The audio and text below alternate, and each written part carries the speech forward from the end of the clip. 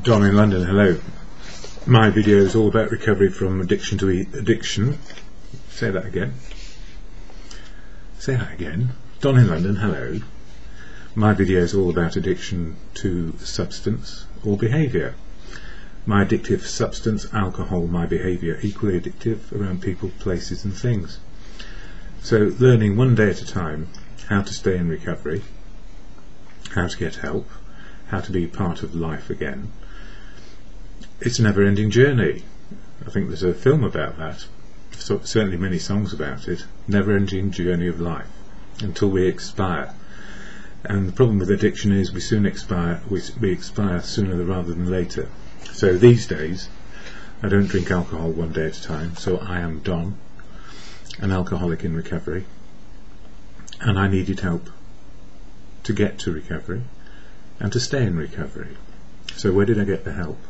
First and foremost, I went to professionals when I had a lot of money to try and sort myself out. I was told I ought to go try and sort myself out by family and friends and friendly doctors. So I tried professional help and they got me dry in the end. In this century, fortunately, but for many decades when I wasn't quite as sensible as I am today. And I can still be insensible because life can drive me mad, so I need continuous help in the form of wisdom. And wisdom tends to come from other people who know something about how to be sober. So it was recommended by the professionals that I try Alcoholics Anonymous.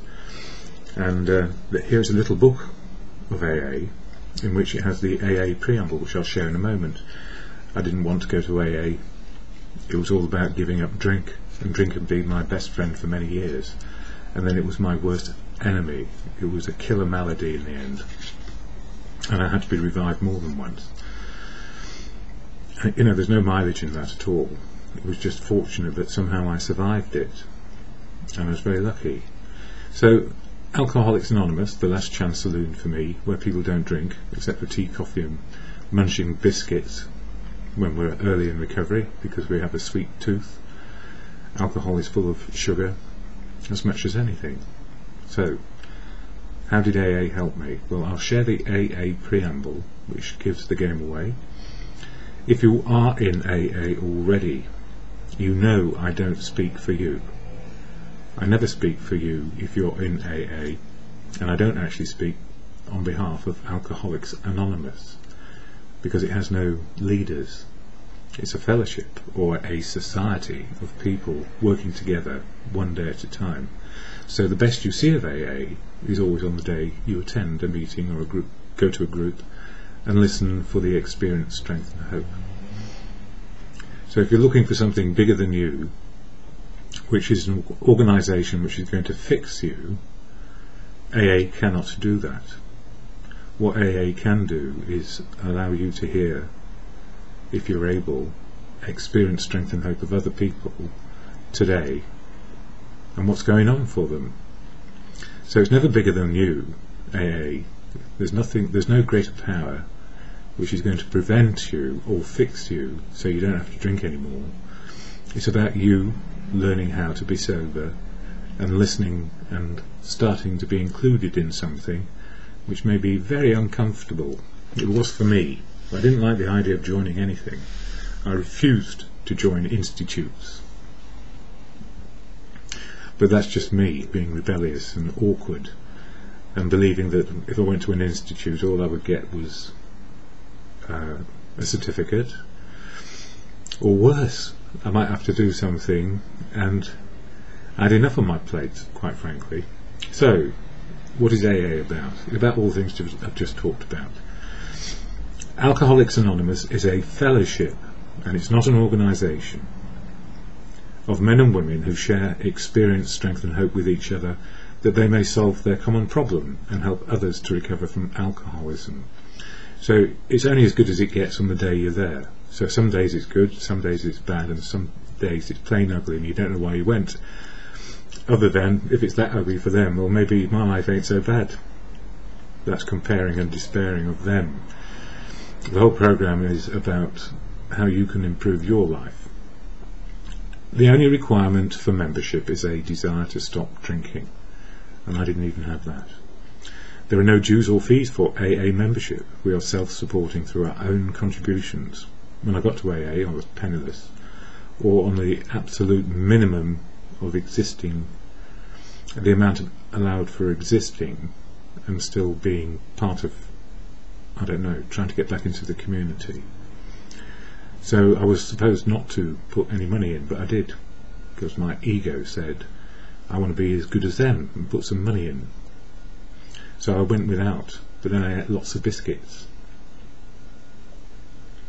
AA is not this is it, yes. AA is not allied with anything, with any sect, denomination, politics, organisation or institution. Does not wish to engage in any controversy. Neither endorses nor opposes any causes. But what do you find in AA? A lot of people talk about God, a lot of people talk about their agnosticism or their atheism. They talk a lot about politics. They talk a lot about the organisations they're in. They talk about who they are falling in love with romantically. And they talk a lot about financially how bloody awful it is, or how wonderful it is, or how money never made them happy, and why. So the fellowship is there with a bunch of crazy people learning how to be sober and less insane, or being restored to sanity, as I put it, on a daily basis. So no affiliations at all for the fellowship, but everybody in it is allied and affiliated to whatever they personally want to be affiliated to, and the same applies to you. So if you think it's a sect or something else, it's only your creation which makes it so. And there are a lot of people who want to reject the fellowship because it doesn't fix them, and they want to reject the fellowship as an organisation which is trying to stop them from doing something. And the answer is, the fellowship can't stop you doing anything, because if you reject the fellowship, you'll go out and do it. Or you might stay in fellowship, reject drink, and find balance in your life again. So it's really up to you. But what it says here, our primary purpose is to stay sober and help other alcoholics to achieve sobriety, and we do that in fellowship.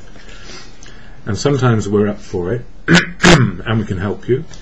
Well, I can help you in some way, or I might not be able to help you at all because I'm just not your cup of tea.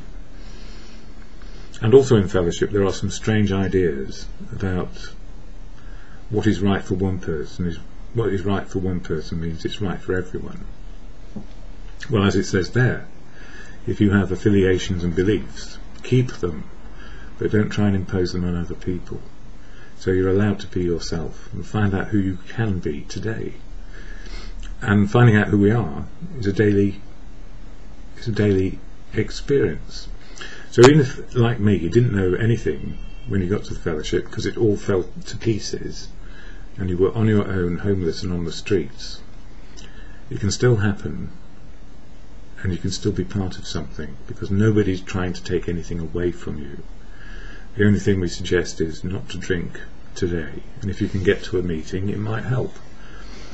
So the meetings are there for unity and recovery, and the service bit, unity, service and recovery, the service bit is if you can sit in a meeting and be there, be angry, be good, bad or ugly, whatever you are, be that, be you. That's what I'm encouraging anyway. I don't know if everybody wants it that way, because some people want rules and regulations, and there aren't any rules or regulations in the fellowship. It's just plain suggestions. How about that? You don't have to do anything. But you will find the odd person who wants, if you want help from them, they may say, well, I'm going to put some conditions on this. And if they start to put conditions on you you find unacceptable, don't join in with them. Find somebody else who is more in keeping with how you want to live your life, with free choices and no drinking. Anyway, my thoughts and feelings, or feelings and thoughts. Feelings come first. Feelings always come first. Feelings are very real, and a lot of people think thinking comes first. Well, it doesn't, because the mood of who, how I am today, that's my mood. Emotions. And emotions will drive the way I think. and then what actions I take. So if I feel good, I think good, probably act good. If I feel bad, I think bad, and my actions might be bad. If I feel ugly about life, my thinking can be ugly, and my actions can be ugly. So feeling, thinking, actions. However, you will find that your brain is saying, no, I'm above that. I've got a thinking, intelligent mind, and I can control my feelings. Well, you might suppress them, because we often do, but the feelings are still there. They just haven't been expressed. And when they come out in great big huge lumps when we first get sober, because feelings are excruciating. Well, they were for me in recovery to start with, because they were giant-sized for ordinary living. And then through time the feelings started to settle so that my feelings were equal to the experience of life as it is. So what are my feelings and thoughts this morning? Did I say February 26th, 2013? I don't know if I did, but it is. So this month has all been about being restored to sanity by a higher power, and for me the higher power is the truth, love and wisdom expressed by other people, and that's quite easy really. There's a lot of experience out there, and a lot of truth and a lot of love and a lot of wisdom, and being included in fellowship we get access to this around sobriety, which is really nice. Anyway, coming back to sanity. Insanity seemed to be a rite of passage in the olden days. When I was young, sex, drugs and rock and roll. In my case, sex, alcohol and rock and roll. I didn't like the idea of drugs because all it expanded was my inner world. I think drugs tended to make it, well, I only ever had the very soft ones. I never went for the hard ones. I was too frightened because it meant I was completely out of control. But I also knew that the softer drugs, they're antisocial really, because you stop relating to people around you to an extent and you think you're God's gift, and then you realise when you come off them or going down, the paranoia sets in. But I liked alcohol, and this is why. In my case, sex, alcohol, rock and roll. I didn't like the idea of drugs because all it expanded was my inner world. It made me introverted, thinking I knew it all, and I knew nothing. Alcohol made the outer world more interesting, much more interesting, like drinking with girls, dancing with girls, and enjoying rock and roll as much as is possible. The rite of passage into adulthood and wanting to do everything that everybody else was doing. That's where I was. I was quite happy to be dancing and cavorting, and it was great. So I know why I drank. It was a family thing to start with. It was a cultural thing. Everybody did drink and smoke, and I wanted to be included. The 60s, the 70s, the 80s and the 90s, and the good times used to roll. There were song titles like Only the Good Die Young. I remember those, all the Leonard Cohen stuff, music to die by. If you overdid it and got into depression, there was always a good song about that. So you could have when things went to pot, or you went to pot, then you found there were songs which made you feel, or it made you emote in a certain way. But it took an alcohol or a drug to do it, probably. Anyway, social life was always about drink. After work, all about drink, or was it? Most of the time it was about fun, connection and inclusion. If we worked hard, we played hard. And you might ask, what is wrong with that? Well, nothing, absolutely nothing is wrong with it. If there is an imbalance, which it certainly was for me, I kept on partying when other people were getting married and having families. And I often fell in love with the right girl at the wrong time, in the wrong place, and only in hindsight I can see a pattern of choosing like-minded souls to party on till doomsday. The sensible girls left me, found love and family life. Well, some did. Some were like me and are now in fellowship, and so many, well, quite a few are not here anymore. They did die young, and that's what happened. So the insanity of drink becoming my best friend, a relationship and a love affair all of its own, in love with in love with the alcohol. A heavy drinker for decades, equal in my addiction to work. So I was addicted to work and my addiction and quest for love. Always trying to be the perfect man for the perfect girl. All the girls were perfect, but this man was not. Me. And when I fell in love, it was a celebration, and then in no time, because I didn't have the understanding of how love grows, I was always looking for the good and not very happy with the bad and the ugly and how to work it out. It was always infatuation, followed by utter misery when it all went wrong. When love failed and I was bereft, the work addiction and the drink addiction took hold in the end. Alcoholics are sensitive. This is true for me anyway, and I feel it's probably true for every alcoholic. Alcoholics are sensitive humans, intelligent and driven. Alcoholics usually have deep feelings about everything which they are unable to express. So we have a mountain of emotion, giant-sized feelings which we just can't get out sober, or they lock us down and we feel that we cannot express them without showing ourselves up.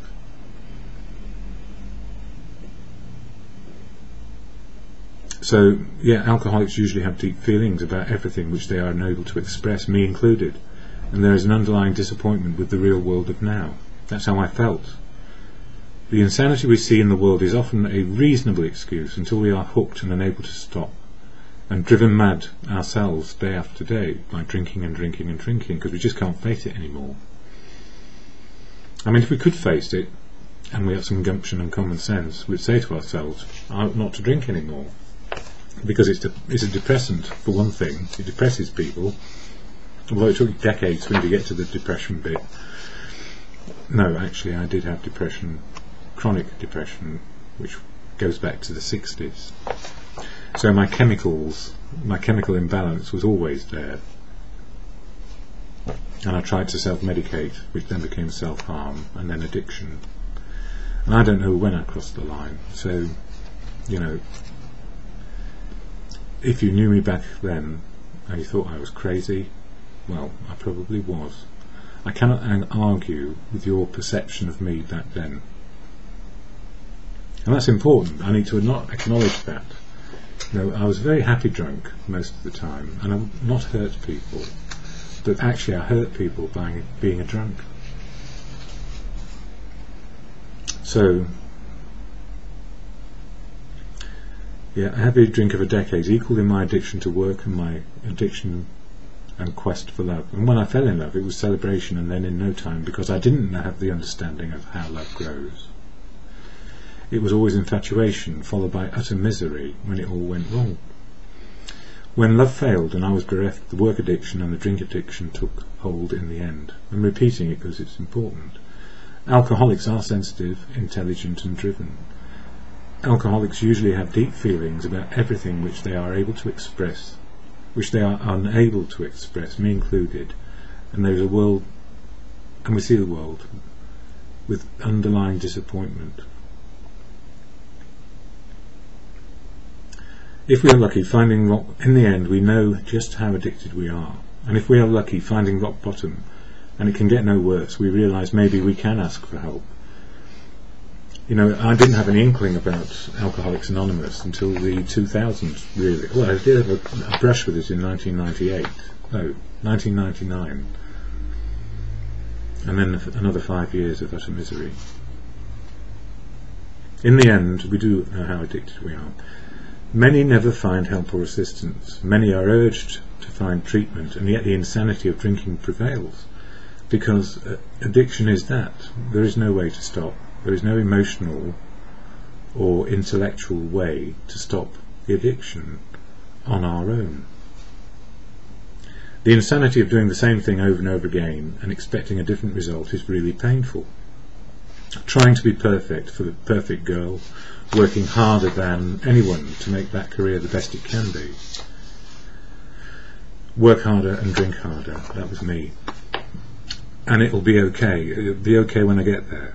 I don't know where there was.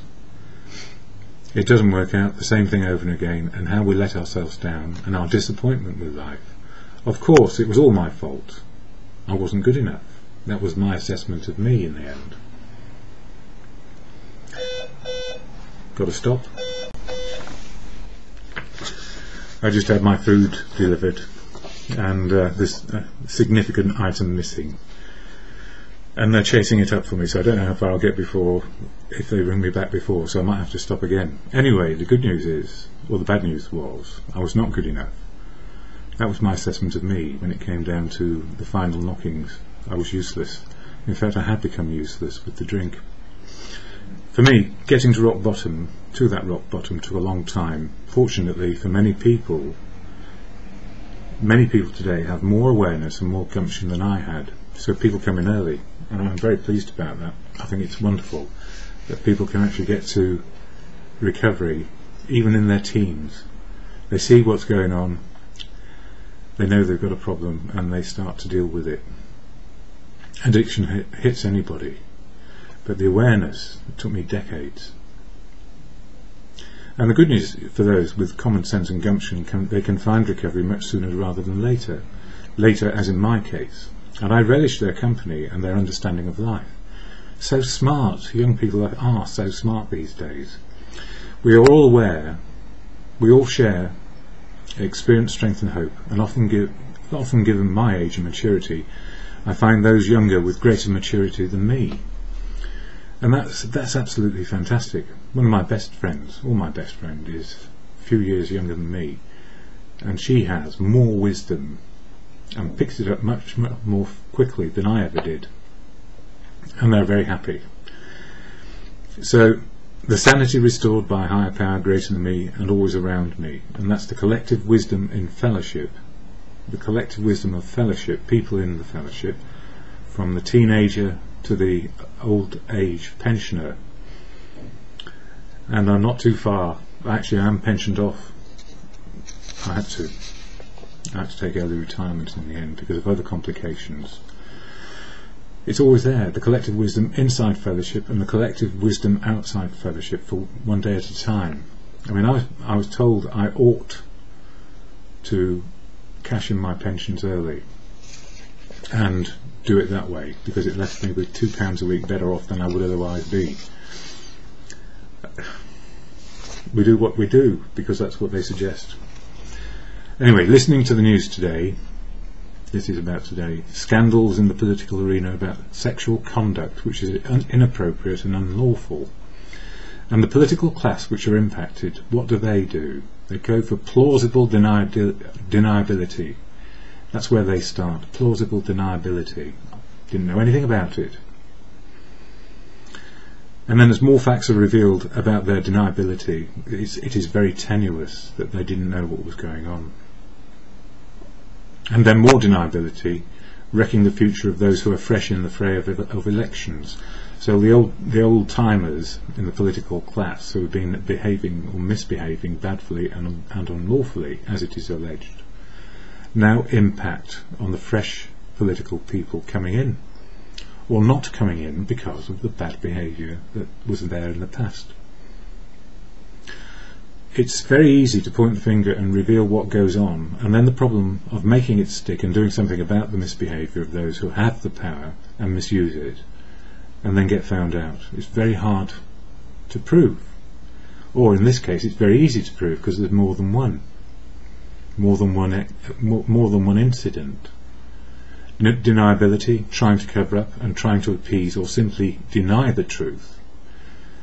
And it is those in power who feel they can do what they like, doing the same things over and over, and never expecting to get found out. Well, they are being found out. I mean, all politicians got found out on their expenses, and now, the money side of it, their sexual conduct as well. And that's not to everybody, of course, but a significant number were being bad.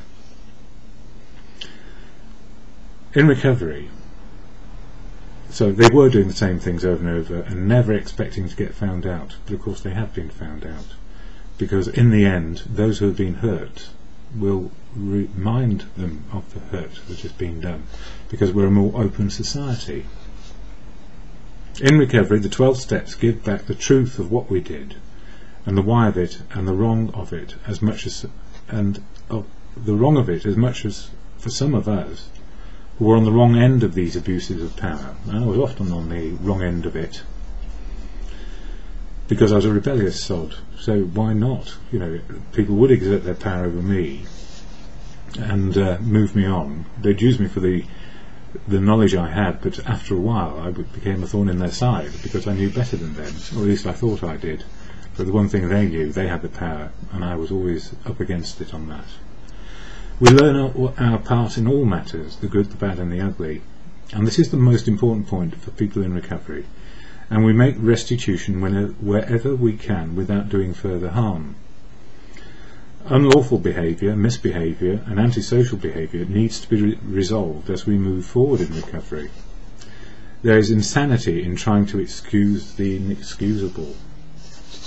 And that's true. I mean, I did misbehave. And I did in a moral way. Excuse me, that might be some bad. Takes time to sort things out. Anyway, there is insanity in trying to excuse the inexcusable. So, in recovery, we do a fearless moral inventory, which is step 4. And the reason for doing a fearless moral inventory is to fear less about life, deal with what we did and make restitution where we can, without doing further harm. And sometimes it can take quite a while to find out how and when. So, how am I feeling today? Like every day, there is good, bad and ugly. Matters which don't relate to me directly have been weighing down heavily on me. My quick meditations in the morning, which remind me I'm powerless over alcohol, people, places and things. And if I try to manage or control others, life will get unmanageable. And the unmanageable life will turn into torment, not just for one day. So I can't fix history for other people and what's happening to them, or what has happened. I might know what has happened and I can be supportive and help, but I can't put it right. So I know my limits today, but it weighs heavy when other people I love are hurting because of the actions of others, which it cannot be put right. The only way is to acknowledge, understand, and work it through. I mean, the greater powers than me, all of you in the world, and your wisdom keep me safe and on track, especially a dear friend helping me last night. And let go of the idea, and I'm going to have to let go of an idea which is going to cost me £50 today, because my mea culpa, I signed for something which was not delivered. So today, it's weird. It started out all right. I was just weighed down by a few things. Now, great disappointment in my excitement to get things sorted and get back to finish the video, and I didn't check everything, and then suddenly I found 50 quid's worth missing. Anyway, and let go the idea I might fix the feelings of others with words when the truth prevails. I cannot soften the blows that truth delivers. I can be there with love, support and wisdom, learn from the many who help me one day at a time, and still waking up with the historical wrongdoing of others and the impact it had takes time to work through. Because I was actually directly impacted a few years back when things went awry. I was minding my own business, but then torment came in. There is good in what has happened and relief that the truth will come out. It just makes the grief worse for some in the moment of now, and then the cherishing will come later. As truth settles, the truth will settle, because you can't change it, and time permits, where we get back to cherishing what was good from the past. And I'm still baffled by some social networks at the moment, especially Facebook, which seems to have turned off and has not been informing me of messages over the last few months. It goes back to August. I will endeavour to catch up if I can. Meanwhile, apologies if I seem distant and have not communicated back to anything you've sent me in the last, well, since August of last year it seems. Everything started to go haywire. I suspect it goes back to January of last year when I got an Apple iPad, and it had other apps on it which I put on, realised it was using up space which I didn't want it to, and then went back to my normal PC to do my Facebook and other social networks. And the result?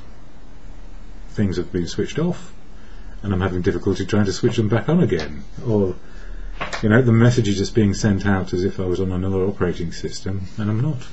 So I don't know quite how to resolve that. I'm sure it'll become clearer, but truthfully, I do apologise for the questions asked which I haven't answered. So, mixture, good, bad and ugly today. Historical things, they do weigh heavy when the people you love are faced with truth which is irrefutable and hurtful, and it will time to get back to the cherishing of life that goes on and the memories. So we don't throw everything out, but the misbehaviour of other people, their conduct today, if they're in a position of power and they have power over you. I always gave up my power. I always did, always. It's not in me to. It's not in me. A lot of things went on in my life which said you don't do things like that. And I got a good warning when I was a young person about how to live and be respectful of other people. Most respectful, especially in relationships, is so important. So I always put others first, and I never found out what I needed. All I needed was love, to be included, and fellowship. And then outside fellowship things happen, and our personal conduct straightens, and love happens as love can. Not quite as you would imagine it or maybe expect it, but love happens. We just get to know and understand more about love, which is absolutely why we are here. It's not about the job you do, it's about the person you are and how you live your life and what works for you. And the more that people work to the truth of life, I'm not suggesting that's ever going to happen, certainly not in this topsy-turvy world, but if you live to the truth, it's very plain and very easy, and you can be as happy as a pig in shit, or whatever it is that makes you happy, without doing harm and not undermining other people. That is the best way, I suggest. So it's important, what's the most important part of this? Truth, love, and wisdom keeps on growing. So we are here. If we live the truth, love, learn how to love, and equally try to learn how to be loved back. That was always my big one. I didn't know how to be loved because I was insecure. I know it now, and it's worth knowing now, because love can still happen. The Serenity Prayer, which puts me back on track, can do, can't do, wisdom to know the difference at any time, whether you believe in God or not, or whatever you believe in. The higher power, the wisdom, is all around us and accessible most of the time. Even if we don't like the truth, it's still there. So to God, or in good conscience, God, grant me the serenity to accept the things I cannot change, courage to change the things I can, and the wisdom to know the difference. Can do, can't do, wisdom to know the difference. Just for today.